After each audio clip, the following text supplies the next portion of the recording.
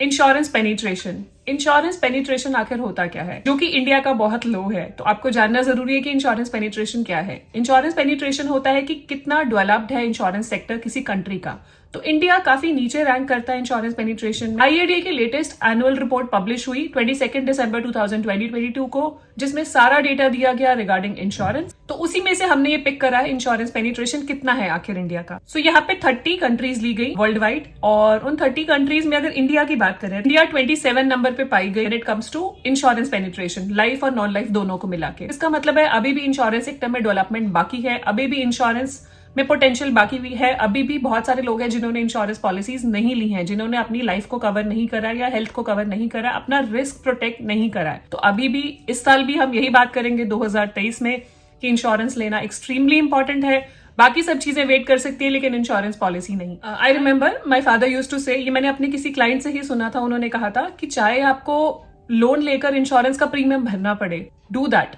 मतलब इंश्योरेंस आपकी फैमिली को प्रोटेक्ट करती है, कोई भी बुरा वक्त आता है, कभी भी जरूरत पड़ती है तो इंश्योरेंस आपके साथ खड़ी होती है। तो आज हम आपकी हेल्प करने आए हैं, आपको बताने आए हैं कि कौन सा टर्म इंश्योरेंस प्लान लेना चाहिए। This is as per आईआरडीए's report 21-22, जिसमें हम बात करेंगे क्लेम सेटलमेंट रेशियो पे, अमाउंट सेटलमेंट रेशियो पे, सॉल्वेंसी रेशियो पे और बहुत कुछ। तो वीडियो के एंड तक बने रहिएगा, ये वीडियो काफी यूजफुल होने वाली है आपके लिए टर्म इंश्योरेंस चूज करने के लिए। और अगर आपने ऑलरेडी चूज किया हुआ है तो आप चेक कर सकते हैं इस वीडियो के थ्रू कि आपने सही इंश्योरेंस पॉलिसी ली है या नहीं ली है। वीडियो स्टार्ट करने से पहले मैं क्विक रिमाइंडर देना चाहूंगी, अगर आपने अभी तक हमारे चैनल को सब्सक्राइब नहीं करा है, डू सब्सक्राइब, और अगर सब्सक्राइब करा हुआ है तो बेल आइकन प्रेस करना ना भूले, सो दैट ऐसी यूजफुल इन्फॉर्मेशन आपसे मिस ना हो। अपने आपको इंट्रोड्यूस करना चाहूंगी, मेरा नाम है गुरलीन कौचिकू, मैं हूं सर्टिफाइड फाइनेंशियल प्लानर। हर वीक आपके लिए वीडियोस लेकर आती हूं जिससे कि आपकी पर्सनल फाइनेंशियल लाइफ इजी और हैप्पी बन पाए, क्योंकि हमारी कंपनी की टैगलाइन भी यही है, creating a wealth of happiness. Moving on to the video, best term insurance of 2023 on the basis of different parameters from IRDA's report. तो ये जो आईआरडीए की रिपोर्ट है, एनुअल रिपोर्ट जो पब्लिश होती है हर साल यूजुअली दिसंबर में, ये रिपोर्ट है अप्रोक्सीमेटली 358 पेजेस की, जिसमें से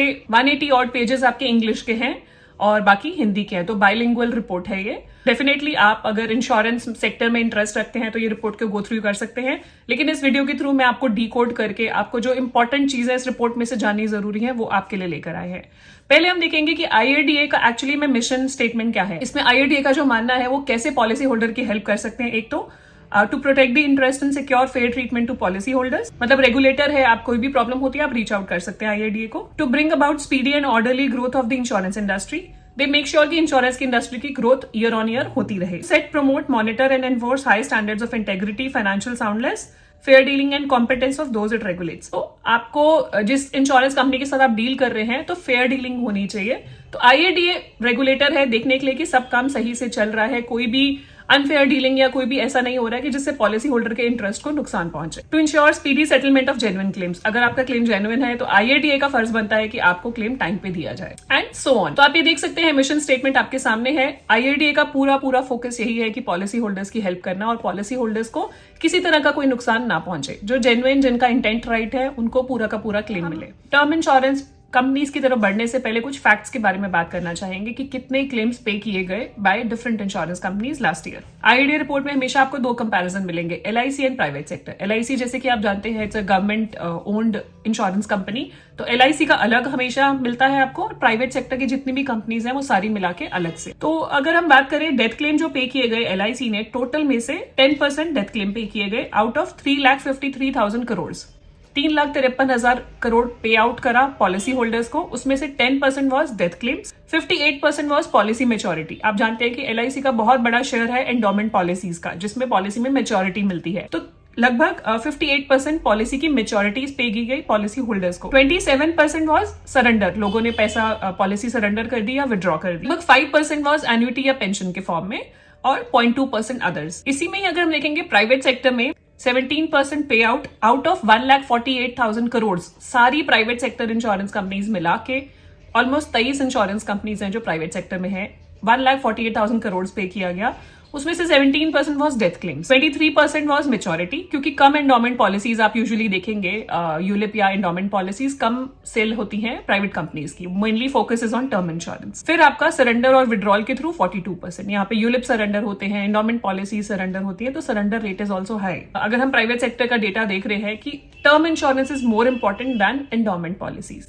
तभी आप देख रहे हैं कि पॉलिसी सरेंडर हो रही हैं and people are investing in term insurance more. 1% is through annuity and pension and 16% through others. Totality में देखेंगे तो 5,02,000 करोड़ रुपए पे आउट किया गया पॉलिसी होल्डर्स को। एक और चीज बताना चाहूंगी, क्योंकि इंश्योरेंस की बात कर रहे हैं तो मिस सेलिंग भी साथ में ही है। So we know it is जहां पे इंश्योरेंस है वहां पे मिस सेलिंग होगी।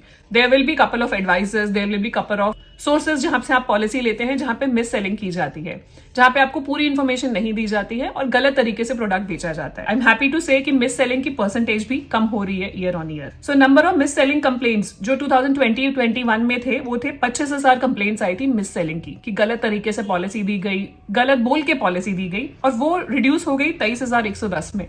एंड रिड्यूसिंग ट्रेंड है, अभी भी बहुत ज्यादा है बट डिक्लाइनिंग ट्रेंड है, that is a good news. एक और डेटा यहाँ पे शेयर करना चाहूंगी, डेथ क्लेम्स जो पे हुए कोविड-19 में 2021-2022 में। सो नंबर ऑफ क्लेम्स जो रिपोर्ट किए गए कोविड-19 के डेथ क्लेम्स वो थे 2,26,000 करोड़।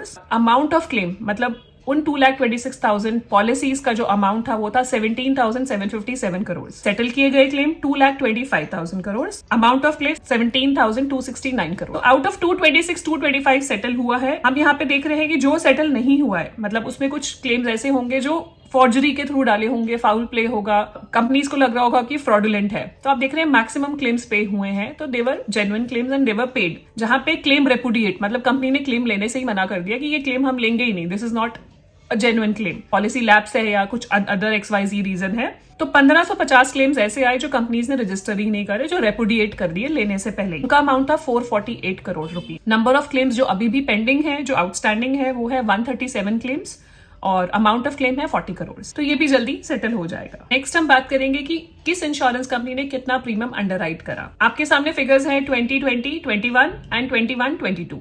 सो प्राइवेट इंश्योरेंस में ये बेसिकली अल्फाबेटिकल वाइज है। टोटल जो इंश्योरेंस कंपनीज हैं 24 इंश्योरेंस कंपनीज हैं इंक्लूडिंग LIC। तो आदित्य बिरला इंश्योरेंस ने अंडरराइट करा 2020-21 में 9,700 करोड़ और 21-22 में 12,000 करोड़। तो आप क्लियरली देख रहे हैं there is increase in the premium that is underwritten, मतलब अवेयरनेस बढ़ रही है इंश्योरेंस की और लोग इंश्योरेंस पॉलिसीज की तरफ जा रहे हैं। नेक्स्ट अगर नीचे आएंगे देखेंगे HDFC लाइफ ने पॉलिसीज जो अंडरराइट करी, नंबर ऑफ पॉलिसीज 38,000 थी 2020-21 में और 45,000 होगी 21-22 में।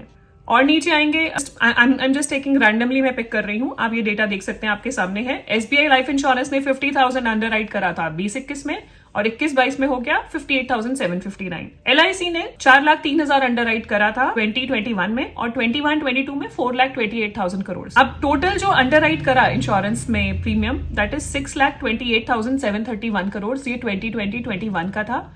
क्लियरली 21-22 में ऑलमोस्ट 7 करोड़ हो गया। तो आप देख रहे हैं कि इंश्योरेंस की अवेयरनेस बढ़ती जा रही है। नेक्स्ट बात करेंगे हम सॉल्वेंसी रेशियो की। सॉल्वेंसी रेशियो होती है बेसिकली एक पैरामीटर है जो इंडिकेट करता है कि company long term debt obligation कितनी देर तक निभा सकती है, तो कितनी सॉल्वेंट है कंपनी। आइडियल सॉल्वेंसी रेशियो जो इंश्योरेंस कंपनी में होती है मिनिमम इट शुड बी 1.5%। तो हम देखेंगे कि किस कंपनी की कितनी सॉल्वेंसी रेशियो रही इस साल। ये कुछ फिगर्स है जो आपके सामने मैं शेयर कर रही हूँ, solvency ratios of life insurers. So जून 2021 में सॉल्वेंसी रेशियो अगर हम बात करें, Aditya Birla Sun Life Insurance company limited की थी 1.82, दिसंबर में 1.94, मार्च 2022 में it was 1.88। Almost all of the companies have their solvency ratio more than 1.5। इसका मतलब है सारी कंपनीज का कैश फ्लो सही है, रिस्क कम से कम है। अपने रिस्क को लोअर करने के लिए सॉल्वेंसी रेशियो 1.5 इनको मेंटेन करनी जरूरी है।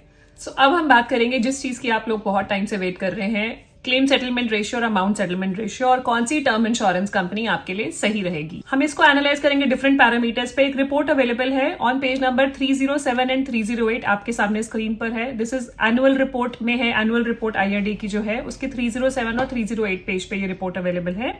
ये कुछ डेटा अवेलेबल है 24 लाइफ इंश्योरेंस कंपनीज का।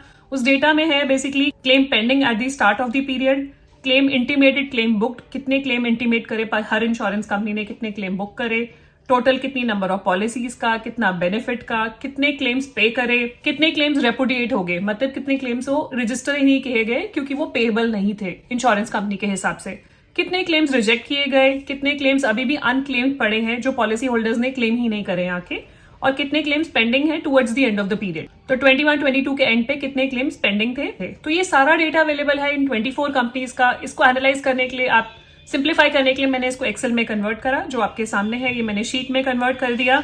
और इस शीट पे हम डिफरेंट पैरामीटर्स लगा के डिफरेंट फिल्टर्स लगाएंगे और देखेंगे कि कौन सी बेस्ट टर्म इंश्योरेंस कंपनीज हैं आपके लिए। पहले तो सबसे पहले फिल्टर हम लगाएंगे कि अगर एक इंश्योरेंस कंपनी के पास साइजेबल अमाउंट ऑफ क्लेम्स है, मतलब एक मिनिमम अमाउंट ऑफ क्लेम्स इतने हैं कि उसको क्लेम एक्सपीरियंस है, तो मैंने वो पैरामीटर यहाँ पे लगाया जो क्लेम्स इंटीमेटेड बुक्ड में कि 5000 से ऊपर के क्लेम्स जिस इंश्योरेंस कंपनी के पास है तो एटलीस्ट उस पर आप रिलाई कर सकते हैं। अगर 5000 से भी कम है तो उन कंपनीज को अवॉइड कीजिए। तो 5000 से ऊपर का पैरामीटर लगाने पे हमारे पास कुल 24 में से जो कंपनीज रह जाती हैं वो है 13 कंपनीज रह जाती हैं आउट ऑफ 24। जैसे इसको मैंने मोर देन 5000 किया, आपके सामने मैं दोबारा से कर देती हूँ। जैसे हम 5000 से ऊपर लेते हैं, आप देखेंगे नीचे यहाँ पे हम रिमूव कर रहे हैं 5000 से नीचे वाली पॉलिसीज। ये रिमूव करते ही इसको हम करेंगे ओके, एंड आपके पास 13 कंपनीज आ गई फ्रॉम 24 कंपनीज जिसके क्लेम्स 5000 से ऊपर हैं।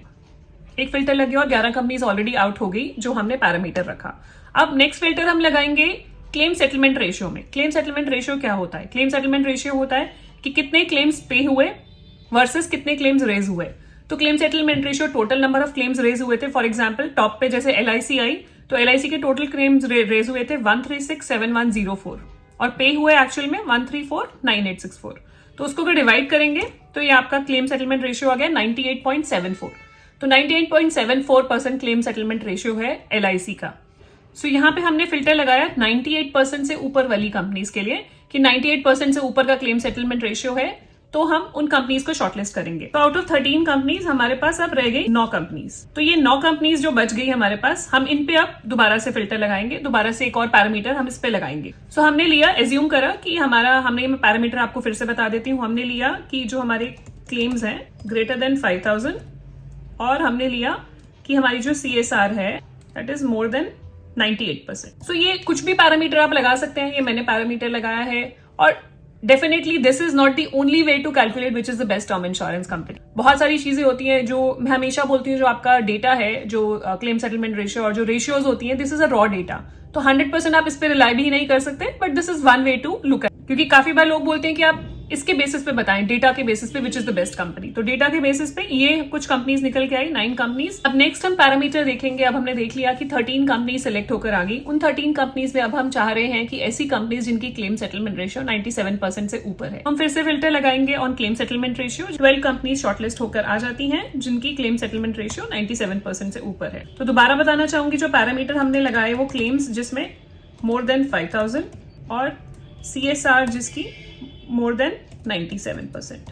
अभी भी हमारे पास 12 कंपनीज हैं, तो इनको लेस करने का और क्या तरीका है, इनमें से और शॉर्टलिस्ट करने का क्या तरीका है। फिर हम आएंगे अमाउंट सेटलमेंट रेशियो में। Amount settlement ratio is nothing but कितना अमाउंट का क्लेम फाइल हुआ वर्सेस कितना सेटल हुआ, तो वो आ जाएगा अमाउंट सेटलमेंट रेशियो। तो उस अमाउंट सेटलमेंट रेशियो में भी हम फिल्टर लगा सकते हैं। जैसे यहाँ पे देख रहे हैं आपकी 96, 95, 93% की रेंज में है, तो हम लगा सकते हैं anything above 95% is good for us. 95% से ऊपर वाली कंपनीज हम शॉर्टलिस्ट कर लेंगे। ये सब कंपनीज आ गई जो 95% से ऊपर है जिनका अमाउंट सेटलमेंट रेशियो और 97% से ऊपर है claim settlement ratio. Total 8 companies रहेगी हमारे पास आउट ऑफ 24। तो हमने 24 में से 8 कंपनीज शॉर्टलिस्ट करी है कुछ पैरामीटर्स पे। अब आगे हम इसको और फिल्टर करने के लिए हम पैरामीटर लगाएंगे क्लेम्स रेपुडिएशन रेशियो का। क्लेम्स रेपुडिएशन होता है बेसिकली जो इंश्योरेंस कंपनी ने क्लेम रजिस्टर ही नहीं करे ये बोल के कि क्लेम पेएबल ही नहीं है, तो क्लेम रेपुडिएट कर दिए। यहाँ पे जितनी क्लेम रेपुडिएशन रेशियो लो हो उतना अच्छा है। तो जैसे फॉर एग्जांपल SBI लाइफ की क्लेम जो रेपुडिएट हुए वो ज्यादा हुए, 2.81% है।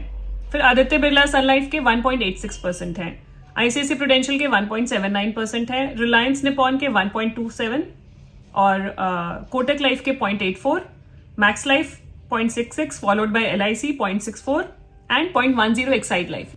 तो यहाँ बताना चाहूंगी एक्साइड लाइफ और HDFC लाइफ का मर्जर अप्रूव हो गया है, तो हम इसको फिलहाल के लिए यहाँ से निकाल देंगे। हम टॉप की जो 4 कंपनीज है अगर आप यहाँ देखेंगे तो वो सारे पैरामीटर पे ऑलमोस्ट खरी उतरती हैं आपके। एक तो नंबर ऑफ पॉलिसीज पे कि नंबर ऑफ पॉलिसीज उनकी ज्यादा है, claim settlement ratio is higher, amount settlement ratio is also higher, claim repudiation ratio अगर हम इन टॉप 4 कंपनीज में देखें तो SBI लाइफ की क्लेम रेपुडिएशन रेशियो थोड़ी ज्यादा है which is 2.81% and followed by ICICI जिसकी 1.79% है, फिर मैक्स लाइफ और LIC।